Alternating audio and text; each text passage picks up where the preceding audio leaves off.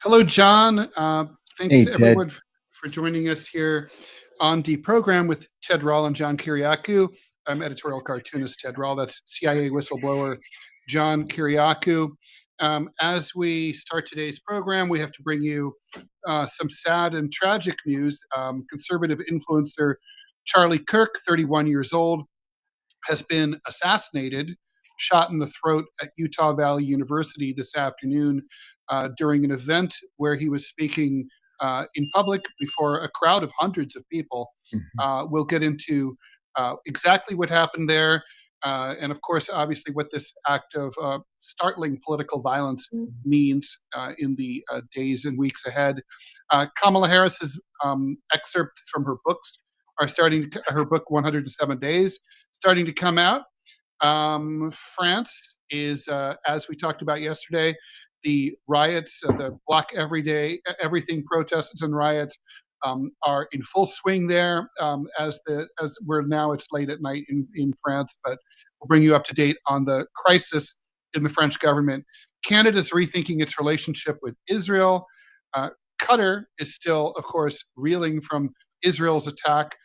And there's a new type of cryptography, quantum physics based. We'll get into that. I can think of no one I'd rather talk to about that than you, John. But I think we have to talk about Charlie Kirk first. Yeah, we do. Charlie Kirk, I have to admit, I was familiar with him when he co-founded Turning Point USA, which is a conservative action committee, political action committee that raises money for Republican and conservative candidates, very closely aligned to Trump world these days. It started in about 2012. and sort of like came out of the Tea Party movement, and it's focused particularly on recruiting young Republicans and young conservatives. Charlie Kirk is also a massive podcaster and influencer. Huge. And he, he's married, has kids. He was speaking at this event in Utah Valley University on apparently what looked like a beautiful day under a tent, and suddenly there was a shot. Blood. He immediately sort of pivoted backwards. Blood started splurting out of his throat. Very horrific. graphic video. Yeah, I don't Awful. recommend that you watch it. And anyway, and that was it. And honestly, it took about an hour or two before the mainstream media organization started to report him dead. But to be honest, John, when I saw that, I immediately assumed he was dead. I don't see how anyone could have survived such an injury. Agreed. Death must have been very quick. It had to be. And, you and I, of course, talked several times after the story started to break. And we were in agreement from the very beginning that there's no way a person could survive a wound like that. And I wondered if we were getting these reports from someone at the hospital and someone in law enforcement to the Associated Press saying that he was alive and he was fighting and they were giving him blood transfusions or infusions. I wondered if they were doing that just to try to keep his heart beating long enough to get his family there. But even that. Could well be. I'm being told that we're down on Rumble. Let me just make sure, see if that's true or not. Sorry, on YouTube. I see Rumble up, but why don't you go ahead and I will see if I can troubleshoot this. Yeah, you know what? Anytime something like this happens, Ted, I end up being very, very disappointed in a lot of friends of mine. Right? And I tested it this afternoon. I went on Facebook and all I wrote was, this was it. I just wrote, Utah has the death penalty. And it has brought out some of the most hideous comments. I have to block people. How you can celebrate the death of another human being solely because you dislike his politics. Hear, hear. And then couldn't agree more. And people are saying, oh, he advocated the Second Amendment and you live by the gun and you die by the gun, and he advocated deportations and that's a form of terrorism. It's like, shut the fuck up. It is fucking stupid. About a young man, a young father that took a bullet to the neck only because somebody didn't like his politics, and you're trying to justify that? And the problem is, John, if that happens to you or I when we speak in public, there's going to be right-wingers who say things like that about us. And if you approve of this Charlie Kirk thing, then you're validating that same thing happening to someone like you or me who you actually like. I mean, Charlie Kirk and John Kiriakou and Ted Rall all make their living in the world of public opinion, expressing our opinions, our politics, our thoughts. Within minutes, my son called me and said, oh my God, I'm so worried about you now. Right. You're right. We're out there expressing opinions. There are people who don't like us. Not as many, I guess, as Charlie Kirk, but still, I mean, anybody with an opinion on anything now is a target. And in the minds of a lot of sick Americans, they're legitimate targets because of their political positions on issues. And I'm sorry, okay, if we were having this conversation about, someone who is participating, let's say, in a Middle Eastern genocide, I might have a different opinion. But that's not the case here. I mean, Charlie Kirk expressed a lot of views, before the show. You said 70, you probably disagree with him on 75% of stuff. I'd go 90 on me, but who cares? Who cares? I mean, that's not, I defend his right to say whatever he wants, whenever he wants, however he wants, anytime. And so, I mean, you have to assume, unless, sometimes these things have a weird personal angle that nobody knows, but you have to assume this is an act of political violence. Yeah, you have to. You have to make that assumption. And, another thing that's just awful is there was a video, of course, that I'm sure everybody has seen by now of some old man being wrestled to the ground and cuffed, and everybody's saying, "Oh, it's this old man. He's a left-wing extremist."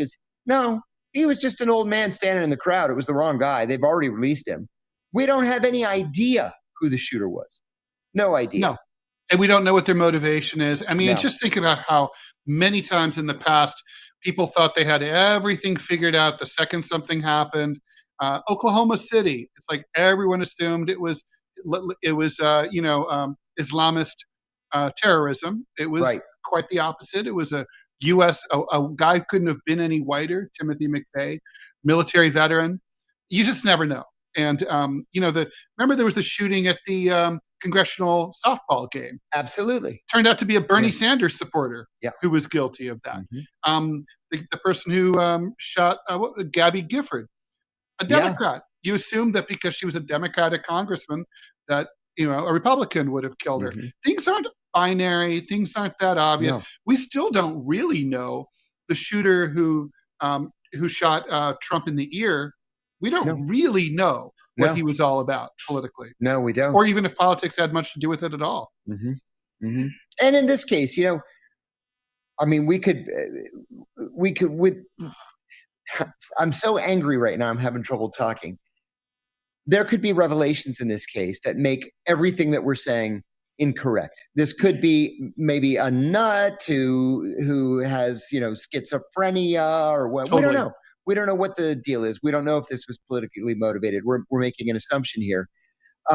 This guy. We should talk about what we do know, but go ahead. Yeah. Just like this guy who killed the Ukrainian refugee in, what was it, New York, I guess, the other day.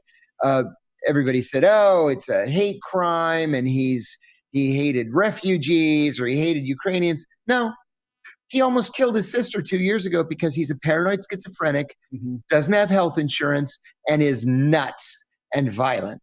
And that's it. He said the government put a chip in his head, and the voice in the chip told him to stab this woman. So the same thing with this Charlie Kirk situation. So far, we know very little. Go right ahead, Ted. Tell us what we do know. So what we do know is that the shot came from roughly 200 feet away. 200 yards meters, away. Yeah. So that indicates a long gun. It indicates a sniper. It indicates someone who has facility with weapons. Indicates someone who had a hiding spot, probably, because a long gun isn't exactly the most subtle of things. I'd be shocked if it turns out it's not the standard AR-15, but you never know. I mean, the size of the wound. I mean, you have a lot of pressure in that artery here and so it blurts out. And but the thing is, I mean, even if there had been I don't think he really stood a chance. Rick Sanchez sent me the video. Before I heard anything, he just said, "Holy shit, look at this." And I looked at it and I was like, "Oh, come on." And I said, "Rick, this has to be AI, right?" And he said, "No, Charlie Kirk just got shot." And I thought, there's no possible way somebody can survive a shot like that. No. It was so graphic. I mean, listen, you've seen some of the pictures I have on my phone from my days in Pakistan. Yeah. I'm not easily shaken, but that video was gruesome. Right. I would say also, having seen, war up close and personal in Afghanistan, I would agree. It was it was brutal. Yeah. I don't want to use the word lucky shot, but I mean, I have to say, if the shot had been, just an inch in a different direction, he'd probably be alive. Yeah. I mean, the good news is there had to have probably been EMS nearby, standing by, just given the size of the crowd, when you have that many people. This happened sounds like the campus. Oh, the other thing we know is that it was campus police that took custody of that older gentleman who they then cleared. So this person's on the lam. We know that too. Yeah, that's right. He's on the lam. We're assuming it's a man, but it usually is. Yeah. Crazy. So let's go ahead and bring in producer Robbie West, because politically he kind of comes from more this school of thought. So I think he has some insights here. Robbie, you had thoughts. Well, it's just wild. I mean, before today, the right was broken. It was fractured. I mean, there was a civil war in Trump's base. Yeah, I mean, you had the America First people, from which I belong, versus the Trumpian MAGA sycophant, the Trump cultists. Whoever did this, congratulations, you have united the right in a way that no one else could have. Mm-hmm. And people in my political persuasion are pissed off. And all bets are off now. This is what I was most afraid of. I've told y'all both this numerous times. And it's even money what happens now. A lot of the that's the question. That's the question. What the heck happens now? Is this different from? I mean, look, John and I are both over 60 years old. We remember a lot of political assassinations in our lifetimes, and I don't think we have to go back to the classic ones like 1968. I mean, there was the guy from the radical. What was his name? The radical Zionist who was gunned down near Grand Central Station. Oh, it was Meir Kahane. Bizarre political assassination. I mean, there's been tons of them. Yeah. And they happen all the time. And, we're an ADD nation. We kind of don't remember anything for any length of time. I mean, Robbie, I know it's right now. It just happened minutes ago. But I mean, I got to be a cynic here. I mean, in a week, we'll probably be talking about something else. You probably will be, but I guarantee you people on the right will not be. That's a good point. And so here's the difference, right?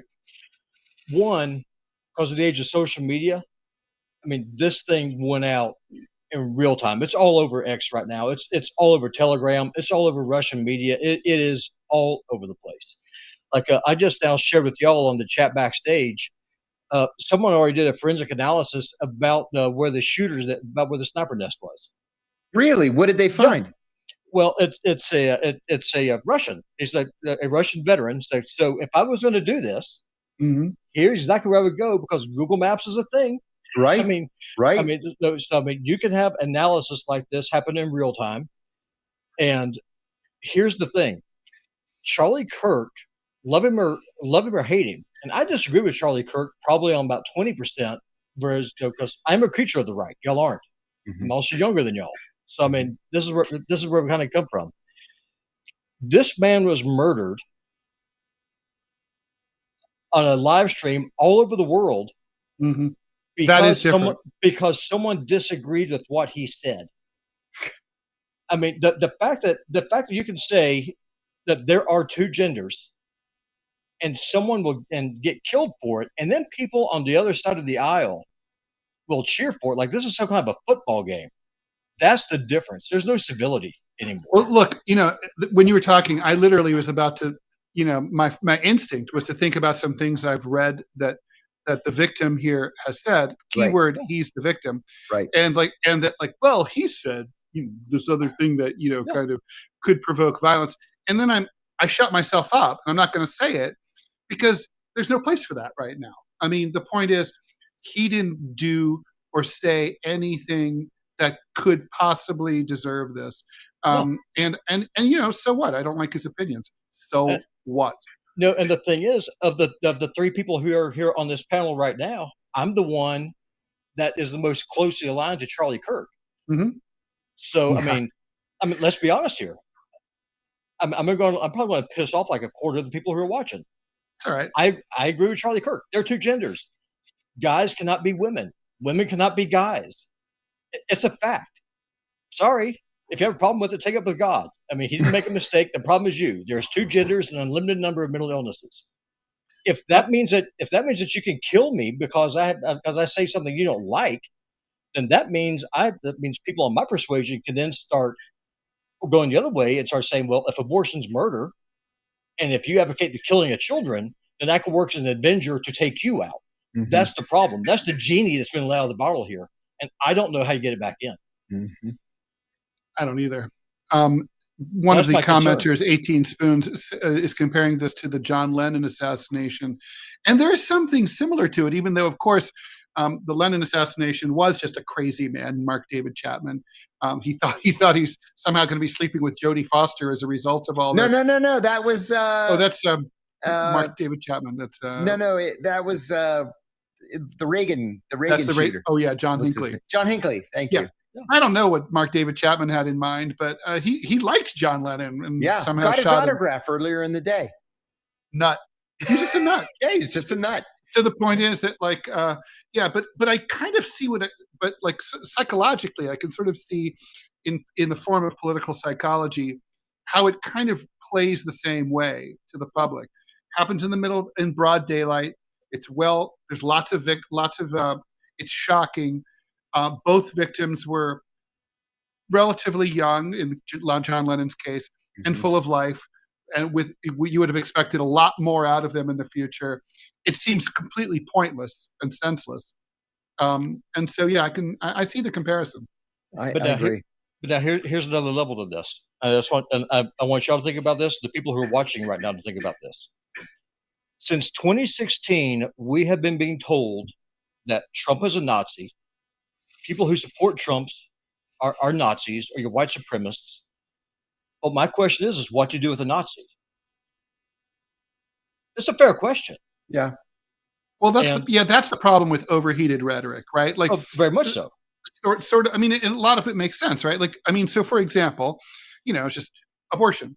If you think that if abortion is killing an unborn child, which actually I do think it is. Well, it is. By definition, it is. And then, so, like, obviously killing babies is wrong.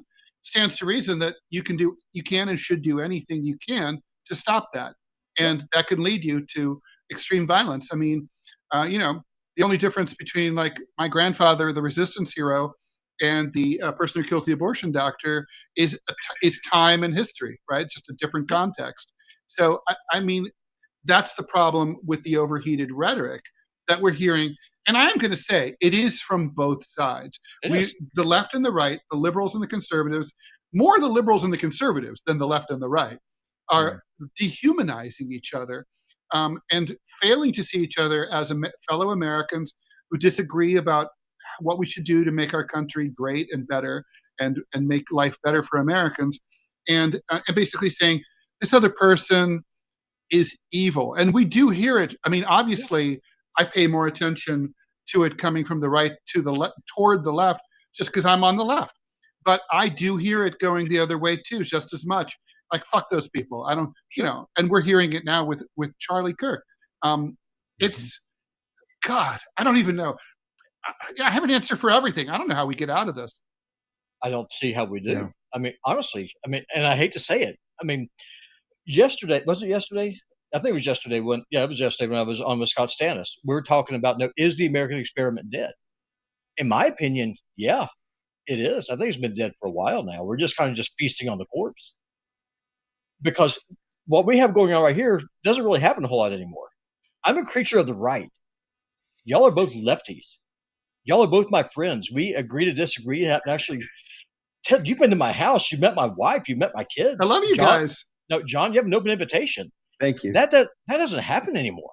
No, that doesn't happen anymore. Now I think it happens more from the left to the right than among liberals and conservatives. I mean, the real interesting war that's happening here in this country is really between these two worthless bourgeois political parties, the Democrats and the Republicans. It's fucking insane. It's literally a civil war between the fucking corporate centrists. What the fuck is wrong with them? It is.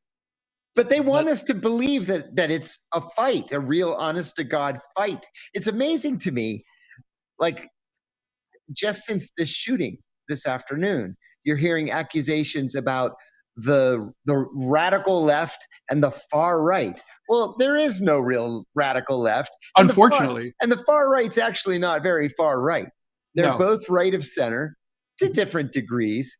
But it's like the media want us to believe that we should be at each other's throats because our ideas of how to live our lives and run our government are so diametrically opposed to one another. And they're not.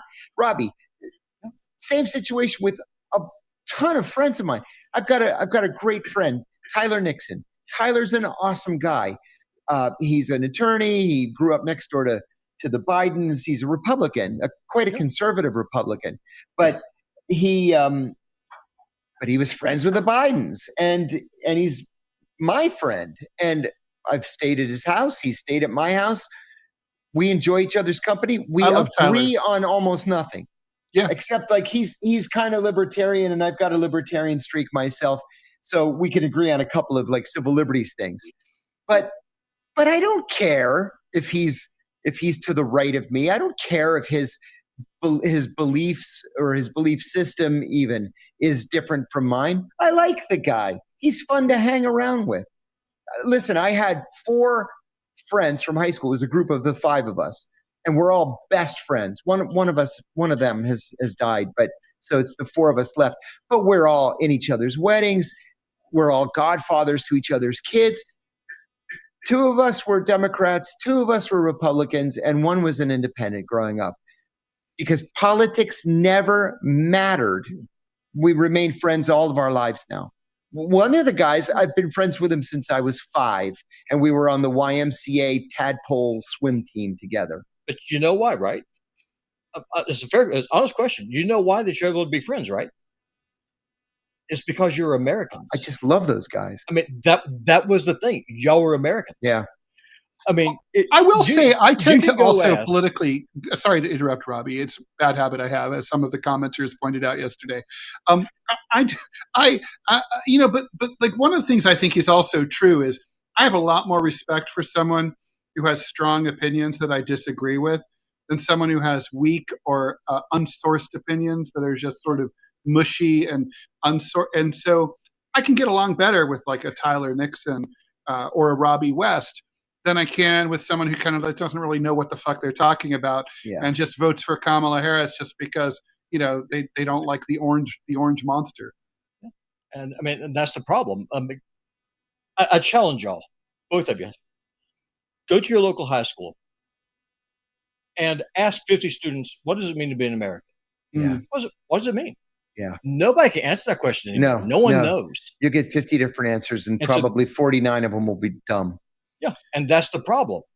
You know what we're at here? This is like, you guys know this story. I know you do because you're both students of history, avid students of history. One of the things I love about you guys, Constantinople, right? Like the elites got obsessed with chariot racing. Yes. Interestingly, right, there were 2 teams, the Reds and the Blues. Yep. And it started out as just like everyone was a fan. And then things got more and more heated over time. And these were bored people. The money was flowing in from trade from the Bosphorus.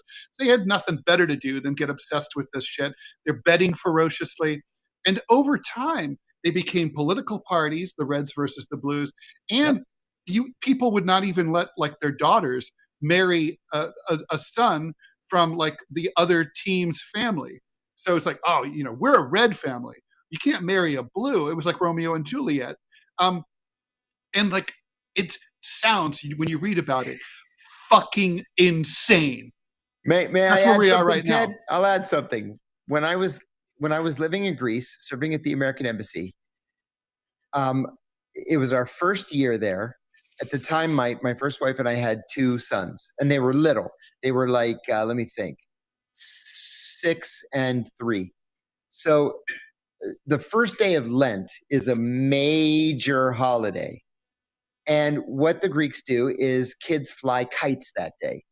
It's spring, so is it spring? Yeah, it's spring, so it's windy. So every day, the first day of Lent, everybody in the country goes out and flies kites. So there are kite salesmen on every street corner. So my older son, he was 6, he wanted a kite. I said, great. We go to the kite salesman, and he picks out a yellow one, only because it was yellow, not knowing that yellow is the color of the Olympiacos, the Olympians soccer team. Well, we had dinner that afternoon at a cousin's house in Western Athens. And most of the soccer fans in Athens are fans of the team Panathinaikos, which is the Pan-Athenians. Their color is green.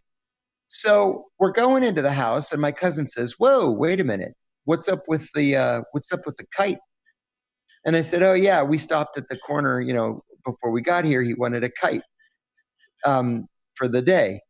And he says, why'd you get him an Olympiacos kite? I said, he's a little kid. He wanted it because it was yellow and he liked the color yellow. And he said, you can't bring that kite in his house. This is a Panathinaikos house. He said, I'm serious. My kids will stomp it to a million pieces. You can't bring the kite in the house. What? And I had to put it in the trunk. And my son cried through the whole dinner because he couldn't fly his kite because his cousins were going to stomp it. But it's the same. It's the same issue, only on a political scale. By the way, I was wrong, as pointed out in the feed. It's the greens and the blues, not the reds and the blues. The greens and the blues. Yeah. My apologies. Well, it was the Nika riots, and that's when Theodora, when she famously said it, purple is the most noble of shrouds. Justinian was saying about leaving the capital. So just a little aside there. Yeah, I'm a history nerd. But no, I mean, this is crazy. I mean, Charlie Kirk, I said, and I did not agree with Charlie Kirk. He was a Zionist. I'm not. I mean, he was all about he's all about that false teaching from that evangelicals teach that you have to bless the Jews or God is going to curse you. The Bible doesn't say that. I disagree with him on that, but I agree with him on all other things. The fact that this dude would go to colleges and to universities and have these conversations with students and faculty, to engage with them, with people who didn't like him. No, that's a courageous thing. I like that. It shouldn't be courageous. I guess it is courageous if you can be shot. Robbie, I'm going to take you out of the feed because we have to keep moving here. But yeah, sorry, we ate up half the time. Yeah, but you're right. We could do this for hours. So he'll be back. John, let's talk about the political implications. According to someone in the feed, and I believe this 100%, Donald Trump has already ordered American flags across the nation to be flown at half staff in the morning, which is a little nutty, but okay. It's a little extreme. Yeah.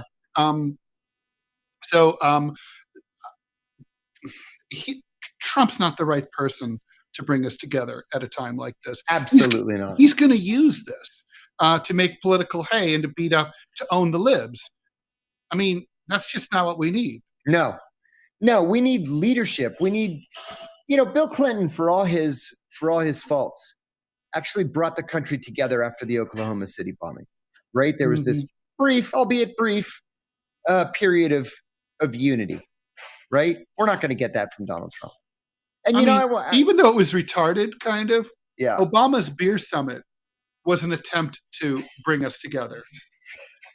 We have an ad, according to Robbie. So Robbie, please put the ad up and I'll read it. We should go ahead and plug Rumble. Please watch us on Rumble. We make a lot more money, about 10 times more money per viewer than if you watch us on YouTube. So it's the same view, but it's very different for us. It makes the difference between making this a hobby and making this something that we can really just keep doing and make a modest living doing. So please do watch us on Rumble. Like, follow, and share the show. Thanks always for watching DeProgram. Okay. Anyway, so we're not. Oh, here's the ad. Here we go. Oh, good.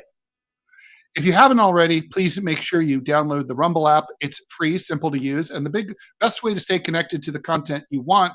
Once you've got it, search for my channel and hit follow. That way you'll get a notification every time we go live. No missed shows, no extra steps. You can grab it right now using the link in the description or the pinned live chat. Download it to your phone and you're ready to go. And if you prefer watching on the big screen, Rumble is available on all major streaming devices and smart TVs. Just search for Rumble, follow the channel, and be part of the action. And just a reminder, you can pay $5 a month as a Rumble Premium member, and you'll have access to Rumble Premium content, including John's 5-part, will be 5-part as of tomorrow, 5-part, 5-hour interview where I'm interviewing him about his life. We've already done one with Robbie. We'll get around to me soon, probably next week. And so anyway, thanks for all that. I don't know. I mean, is there anything breaking about this that we have to talk about? I'm looking at the New York Times right now, and the answer is no. They don't have any idea who the shooter is. They say it's an active investigation. Flags are going to be at half staff, which is, like I said, it's nutty, until Sunday at 6 o'clock. I don't even know how they came up with that. But the university... So it's not like the 30 days after the death of the president or something. Or Hulk Hogan. which also I didn't understand. He's so weird. James, thank you so much, Jones Jameson, for the $20 donation. Question for you, John. To what extent is the DNI read in on the more insidious and compartmentalized programs within the CIA? Do you believe the creation of the DNI position was positive? That is an awesome question.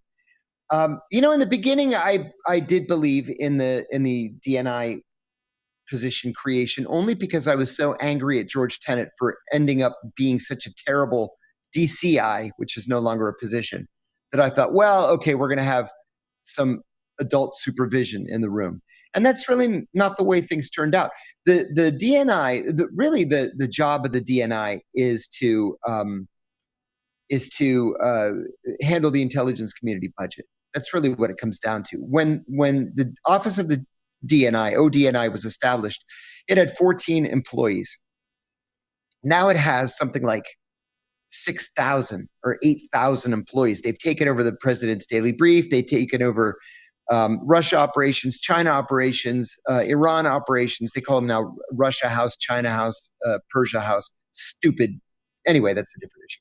So for a long time then I was down on the DNI. And now, I like the fact that Tulsi Gabbard is an outsider. I like the fact that she gives the agency shit and isn't afraid to fire people. I think some of these firings have been wrong. You shouldn't fire people for their well-considered analysis that you happen to disagree with.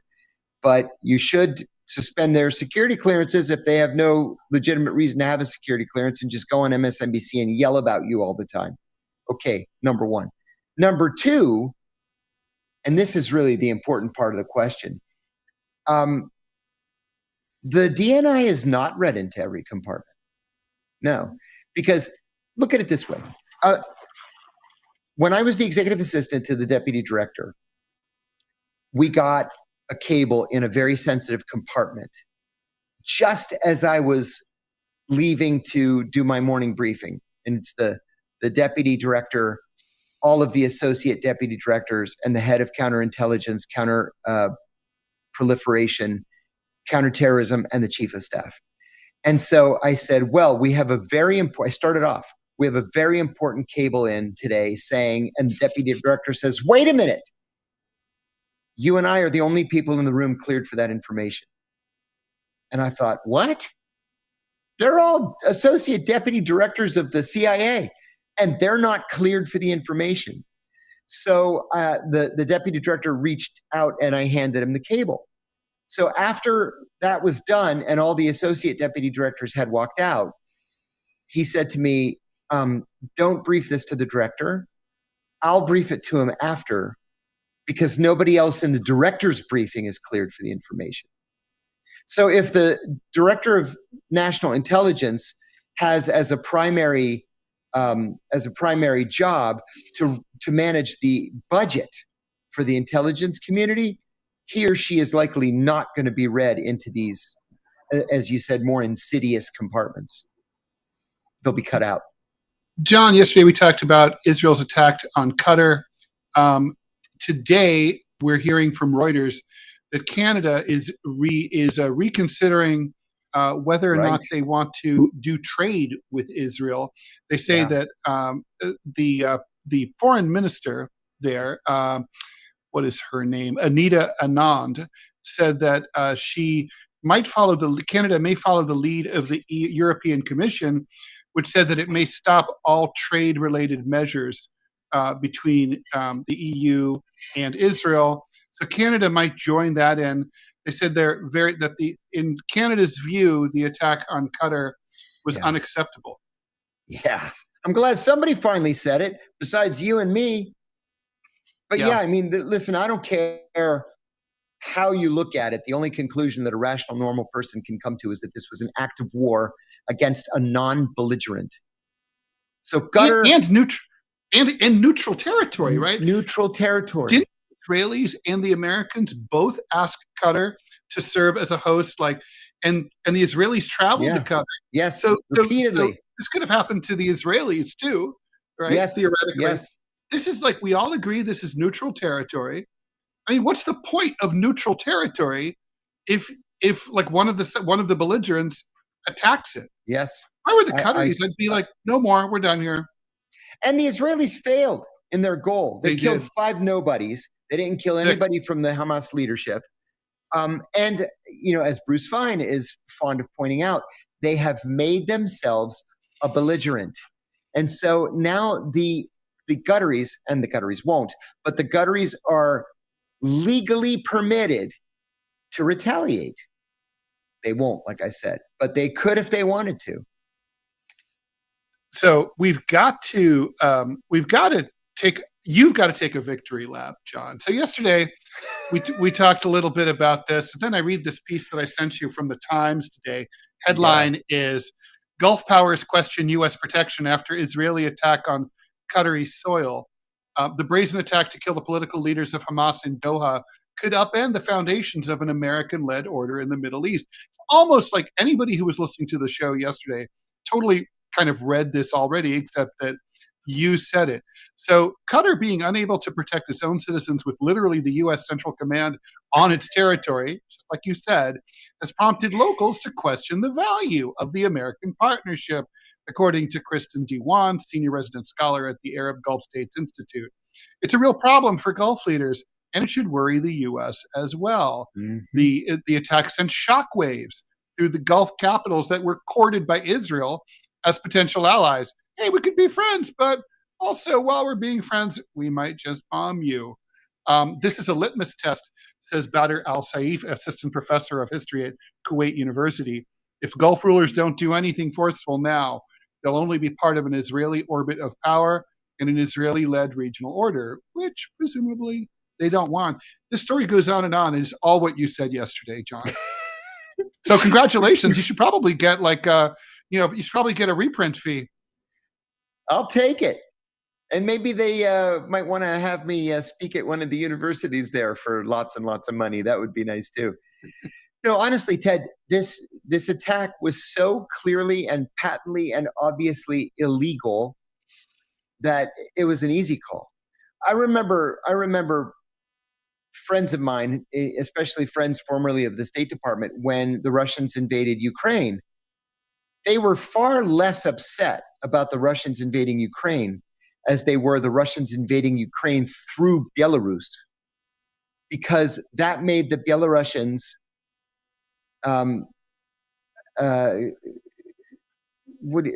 combatants, right? Combatants.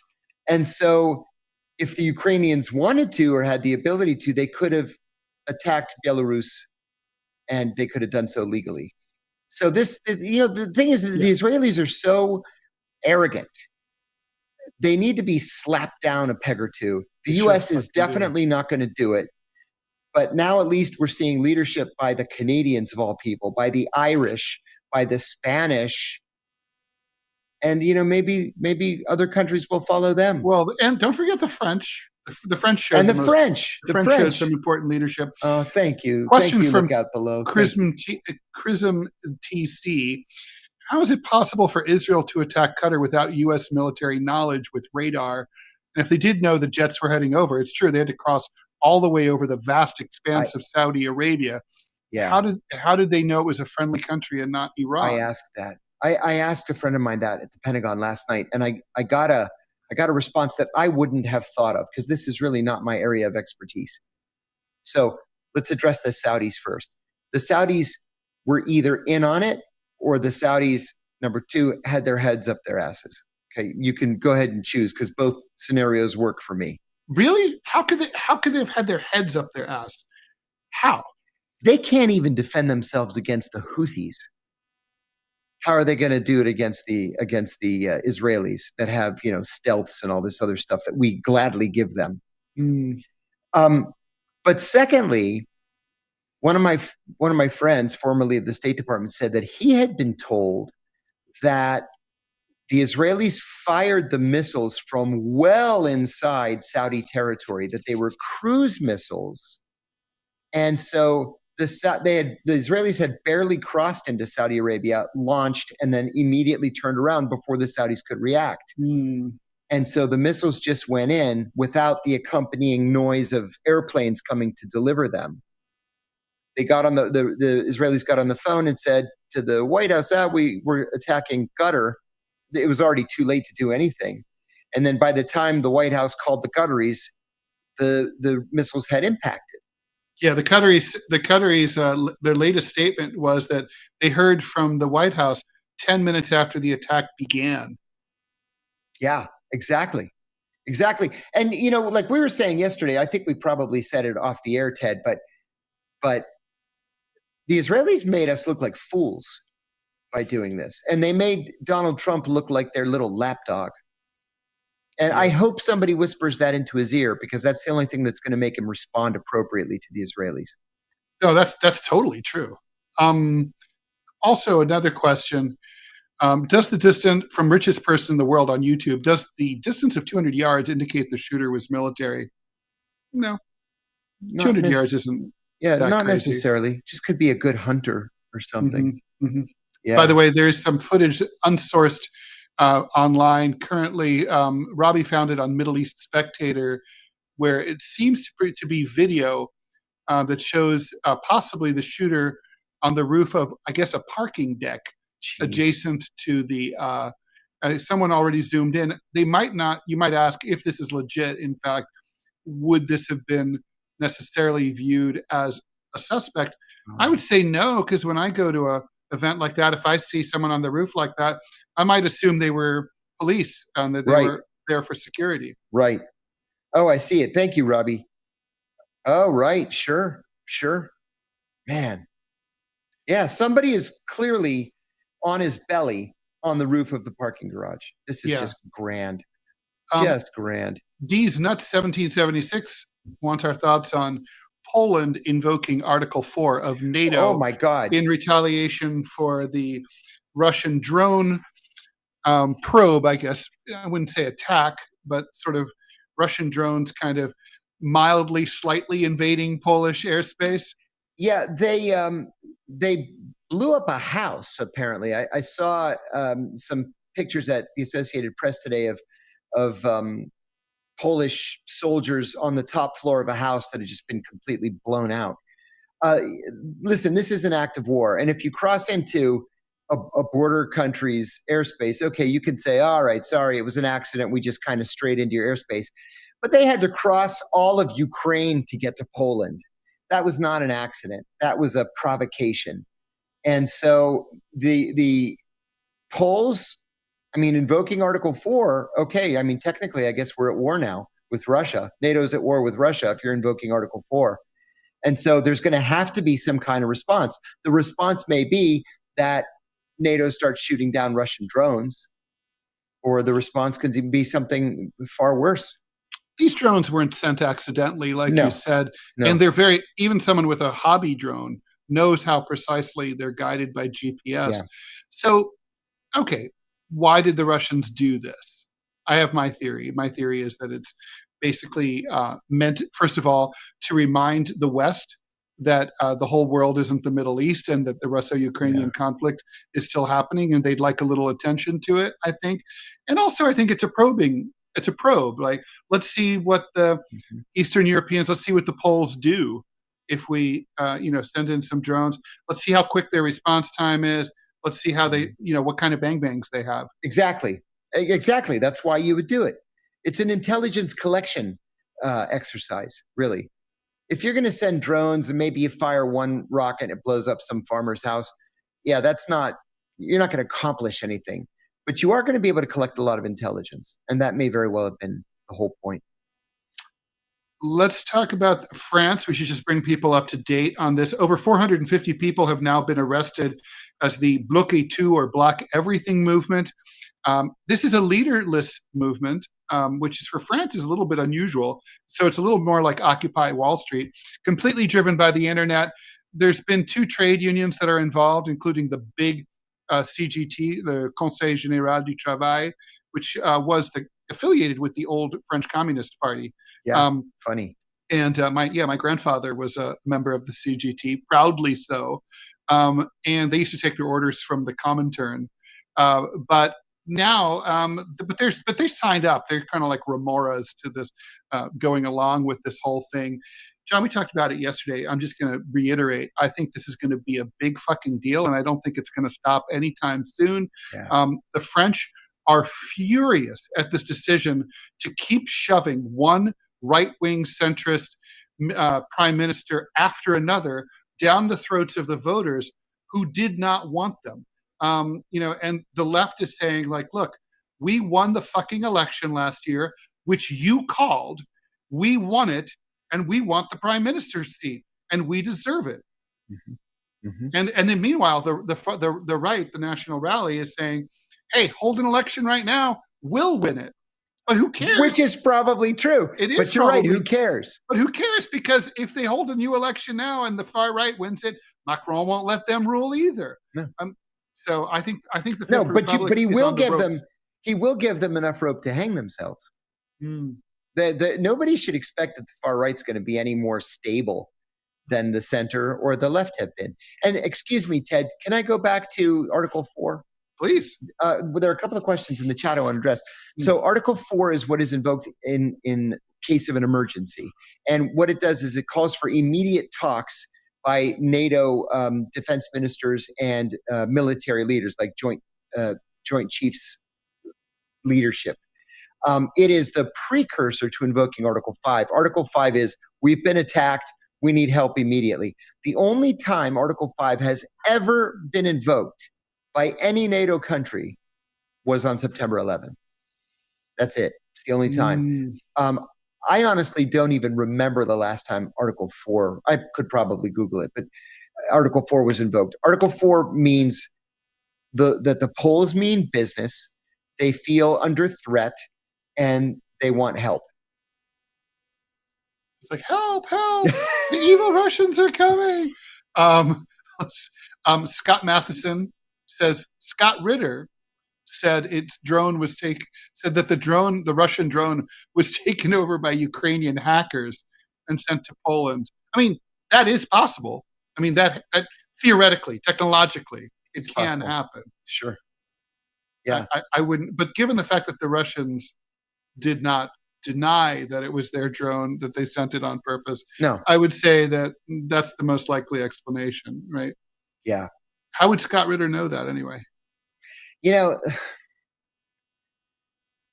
I've known Scott for a long time. It's my belief, my feeling that Scott tries to be especially provocative because it gets him clicks, and that's how he makes a living. Well, I like Scott, nice guy, but I just disagree with a whole bunch of what he says. Update from Nepal from our friend DFC 91. More than 13,000 prisoners have escaped from prisons all over Nepal. Nepal is not that big of a country, including violent offenders. So that country, clearly law and order has broken down. Oh man. DFC, same as yesterday, man. Be careful. Protect yourself. Hang tight. Not just from the government and the police, but now from 13,000 escaped prisoners. 13,000, that has to be like the entire prison population of Nepal, right? Oh my God. Chronically Offline's asking me what I think about, what do the French think about Candace Owens' obsession with Macron? It's so funny to me, LOL. Me too. I think the French are too busy seething about how much they fucking can't stand him. With his 15% approval rating, which probably is going down by the minute. Because even among the 15%, they've got to be looking at the chaos in the streets and thinking, this guy can't even maintain public order. He can't keep the country together. So I think they have other things on their mind. I think it would be hard to overestimate the seething contempt that the French have for him right now.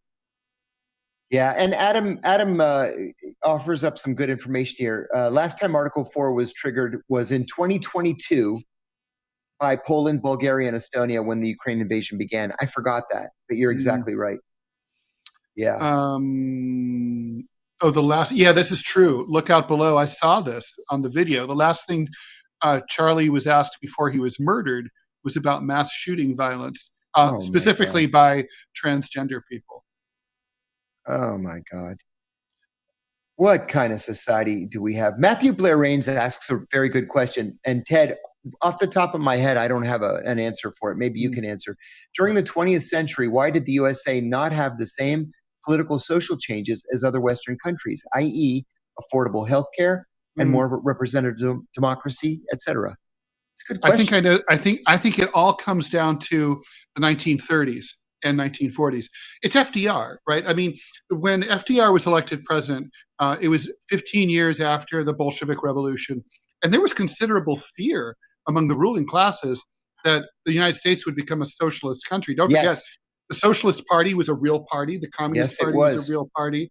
And basically, FDR, much to they didn't like it, but he sucked the air out of the left by appropriating and watered down versions. I mean, I have the political button from the Communist Party from the 1920s that says, support unemployment insurance. That didn't exist as a thought until the Communist Party thought of it. And then FDR instituted as part of the New Deal. And so, all the New Deal, all the social welfare programs that we value today, like Social Security, and then, LBJ built on those with the Great Society, like Medicaid and so on. But that all starts because as a way of co-opting the real left, the communists and the socialists. And then, so we thought those were baked in. And then, World War II was like, well, we can't keep building on it because now we have to focus on fighting the war. Then we get into McCarthyism and the Cold War. That freezes the left.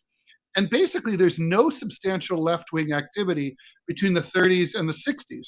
So we kind of lost 30 key years of economic expansion post-war that could have been that were used by other countries to build up their social safety nets. And then in the end, Ronald Reagan fucking drove a stake through it. I mean, Ronald Reagan's great political contribution was to convince Americans that human nature was fundamentally individualistic, that we are all fighting each other for scraps and like rats in a cage, and that society's better off that way, that we're not communitarian, that we don't help out our neighbors when they need help and they're down and out.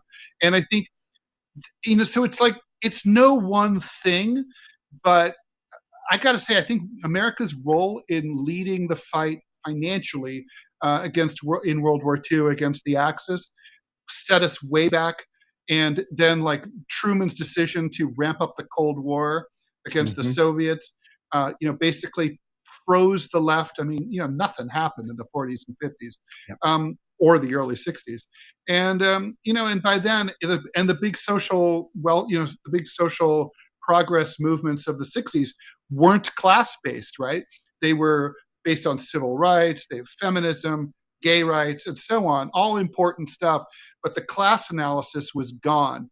We haven't seen class-based left-wing activism in this country since the 20s. Yeah, I think that's it, actually. It's funny how our economies and our political systems evolved differently in response to the same stimuli, like the First and Second World Wars. But I agree with you. And we had this irrational fear of communism. I had a professor once who said that the American government always needs an ism to fight. Socialism, communism, Islamism. There's always something out there that our government wants to rally people against. And it's changed our political system permanently. It has. Little question about cemeteries. I know you're interested. Okay. Jordan Johnson says he's looking forward to your books about them. Well, let me interrupt real quick before you give me the question. Yes, please. The contract is signed. I approved the cover. Well, the cover I approved a while ago, but the cover blurb I've approved, and I approved my bio on it. It's already been line edited, so they're telling me it's going to be October. It friggin' better be October. We're going to have a serious problem. Don't get John Kiriakou pissed off at you. I wouldn't want that at all. So the question is from Jordan, have you ever been to Spring Grove Cemetery in Cincinnati? Second biggest in the country, and gorgeous. with my son. My third son and my daughter both go to school in Cincinnati. Well, now with people shooting people, I'm not going to say where they're going to school, but they're going to school, both of them, 2 different schools in Cincinnati. So I go to Cincinnati all the time. And I always go to the cemeteries there because there are some really important cemeteries. And that is one. And on top of being giant, it's beautiful. And there are seriously important people buried there. I like it a lot. Cincinnati's actually a surprisingly awesome city. I'm from Dayton. And so, Right. yeah, Cincinnati was where we used to go to have fun. And yeah, it's a great city. It is. It's sort of like a mini, I don't want to go too far over my skis here, but I feel like it's a micro New Orleans, right? It's got like a river culture. Right. It's got a lot of honky tonkish kind of stuff. It's very hilly. It's got a lot of WPA stuff. It does. The nightlife is kind of wild. The restaurants are great. I remember seeing some crazy, like going to punk crazy drag queen punk rock extravaganzas that went until 8 o'clock in the morning. I was like, you can't get that in New York City. Like, what the hell? It's not true. that you necessarily want that. Speaking of Nepal, Jacob Brucken wants to know, a friend of mine left on a missions trip to Nepal with 4 other pastors and a teaching team. Sounds like they're currently okay. Any thoughts or advice? I mean, I've been in situations like that where a country falls apart. Honestly, my best advice is either hunker down, or if you plan to leave, use a land crossing. Airports are difficult and fraught, and you'll probably get stuck because everyone else has the same idea. And if you really think you need to get out of Dodge, go to a land crossing. The border guards haven't heard shit, don't know anything, don't have computers, don't have Wi-Fi. You have a passport, they're going to let you out. Yeah, I have to agree. Land crossings are by far the easiest. I like the bus. The bus is the best. The bus is the best because they don't have time to seriously question everybody. Just get everybody, check their papers and get them across. Pretend to be asleep. Usually the bus driver is smuggling shit. Yeah. And is paying a bribe to get that shit across the border. Yeah. The bus driver collects all of your passports, pays the bribe with the passports. You just like you look foreign, so you just like hunker down under a blanket. Yeah. And just stay really still. You'll probably be okay. Yeah, I think that's right. Yeah. I've never been to that cemetery. So weird. I feel ashamed of myself. I'm not going to let you go without, we have 2 more things to talk about. Yeah, we do. Kamala finally admits that maybe there was something a little wrong with Joe Biden. Who knew? She's like, now she says it was reckless. He shouldn't have run. It shouldn't have been a decision, just his decision and Jill's. But everyone said, like they were hypnotized, she says in her book, they just said it's their call. And she said it would have been, she was worried about looking self-serving if she'd been the person to point something out. To which I say, the 25th Amendment specifically assigns the responsibility of getting rid of the president in case he's unfit to serve to the vice president. The vice president is supposed to call a meeting of the cabinet, and a simple majority vote can remove the president and not from office permanently, but a new acting president steps in who will be the vice president. And like, I understand why that's an awkward position and it's an awkward trigger to pull. That was her duty as an American to pull that trigger. John, as you know better than most people watching, doing the right thing isn't always fun, but it's still not. But it's still the right thing. Listen, if there was one single person in the country who should have called a spade, it was Kamala Harris, and she blew it. Right? The whole country would have been depending on her to tell us the truth about the president. The president is demented. He is unable to lead. Some days he doesn't even know who he is, let alone know how he's going to run the country that day. She should have been the one to call him out. She should have been, if she was a serious person, the one to call for the invocation of the 25th Amendment. I agree. And the thing is, she also says in this excerpt that was published by The Atlantic that she was very concerned about being viewed as disloyal and it's like kind of like, look, they don't like you anyway, Kamala. They were constantly shivving her in the media. They were constantly talking about how they didn't like her and they didn't think she was capable, and that's why he had to run again, because she couldn't pick up the mantle. Why the loyalty? Yeah, I don't get it. He didn't even like her. No. So why the loyalty? I don't get it either. Got a donation from USC XXX A-Rod. What are your guys' thoughts on Greta Thunberg's boat getting hit with a drone fire attack? Yeah, I saw that, of all places, in CBS. And then, funny enough, the Tunisian government says, no, there was no drone. Yeah. So I don't know. CBS says no, it was hit by what they call the fire drone, which I never heard. I don't even know if that's a thing. Don't get me started. If you watched the DMZ America podcast, you would know. I will send you the link. So yes, there's a flamethrower drone. There's a flamethrower drone, which is something that I have lusted for years, ever since I first heard of it.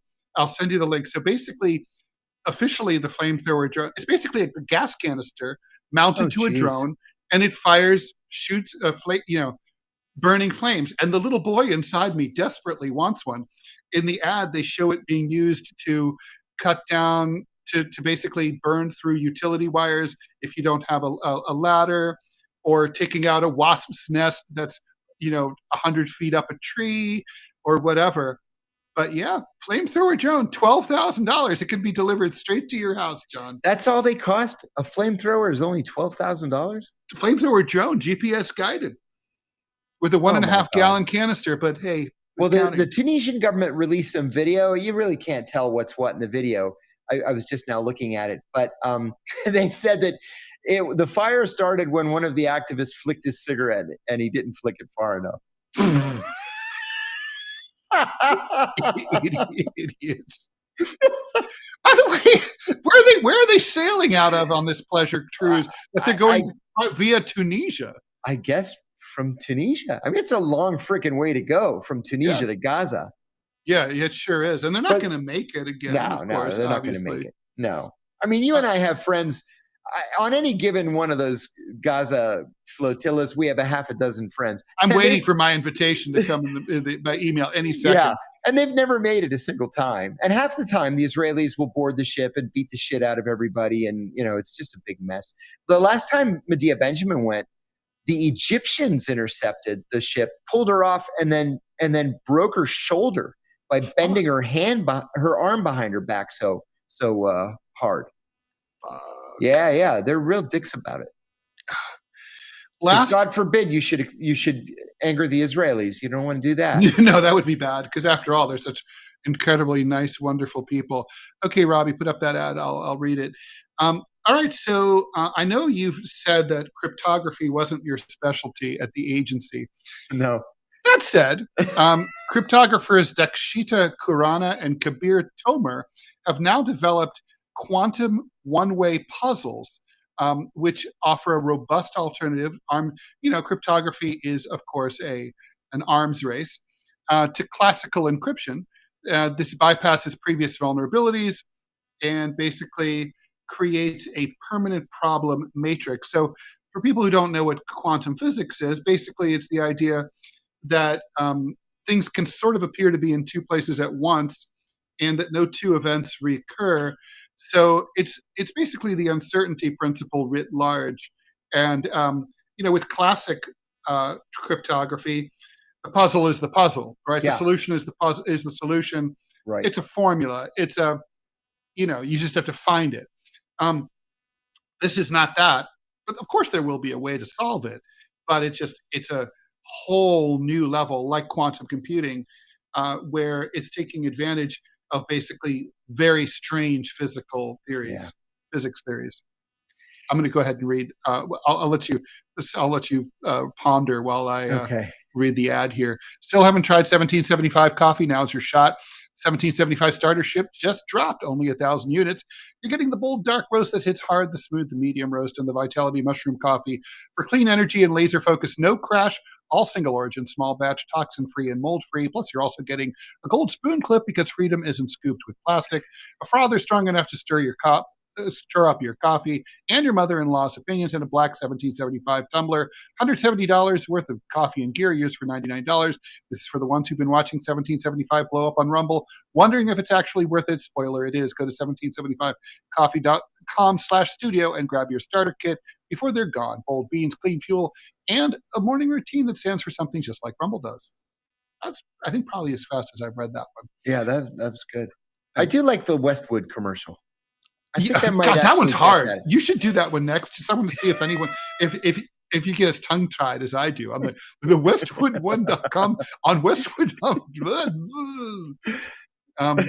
So quantum cryptography. I mean, this seems like your former colleagues are going to be. Yeah, they'll be all over this. Deep dive on. Yeah, they'll be all over this. The question that I would have though is, and I still have the same question about, Bitcoin. I kind of understand Ethereum. Kinda, because it does something. But what would this crypto, what did you call it? It's quantum cryptography. Quantum cryptography. What would it accomplish? Why do we need this? How does this help? It's harder to crack. So basically, a good way to put it. So I'm trying to think of a good way to put it. So Cold War thing. This is totally from your past. So you know how the Soviet Union used to publish maps that weren't 100% accurate because they would have some. That's right. That's why used cars that had been owned by diplomats were so expensive in Moscow because they always came with an actual map, not one of the fake maps with the wrong streets and stuff on it that the Russians would sell people. So everything was always like a little off. Right. And so it's sort of like, and there's other analogies like that. So basically in quantum cryptography, let's just say the code is, whatever, it's a long string of numbers. Well, okay. So the thing is, it's actually like weirded out and it's a little bit off. And so your adversary is trying to crack that code. They can get close, but they can't nail it. Yeah. That's the thing. But so someone with the quantum key can fix it. So it's like Enigma on steroids. Oh my God. Because it's not retro. You can't retro engineer it. Like the main advantage of quantum is that you can create the message and encode it. But let's just say you were able to, even if you knew somehow, let's just say you send me something, you say hello. And then someone intercepts that and says, okay, I see John put in hello, Ted received hello, and it went through this funnel. The thing is, normally, if you know those two things, then you can figure out the funnel and how the funnel works. And that's how the British were able to crack the German communications during World War II, because everything was encrypted, but the Germans always ended every cable with HH, Heil Hitler. And so they started with a pattern. Okay, we know what H is. So then you look for 3-letter words with H in the middle. That's probably the. So now you have the T, the H, and the E. Mm-hmm. And then you just work on it for a month, 2 months, 3 months. Which is also it's similar to the way that the Egyptologists decrypted hieroglyphics. And so but see, the thing is, in quantum, knowing what you put in and what came out does not reveal the workings of the funnel. Interesting. That's the advantage. Hey, real quick. Ellie Louise asked us a question a while ago and has to leave to walk her dog. Do we prefer slow roasted lamb shank or kleftico?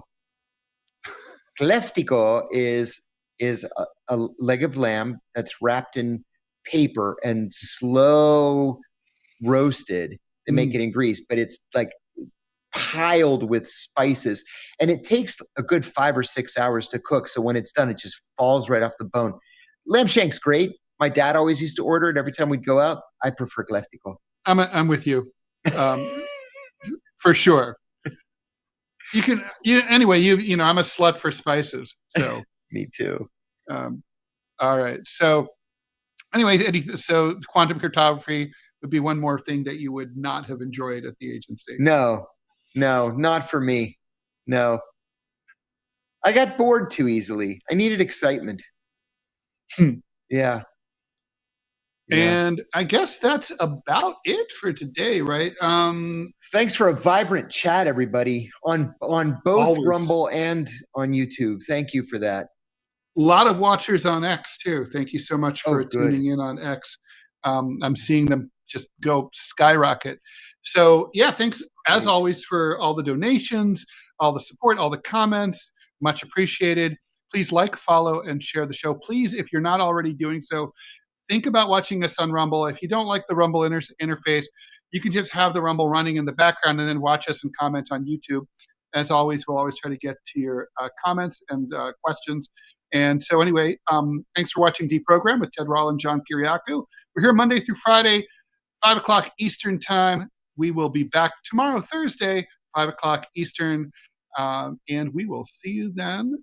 Let's see. Oh, yeah, I found the outro. Bye, guys.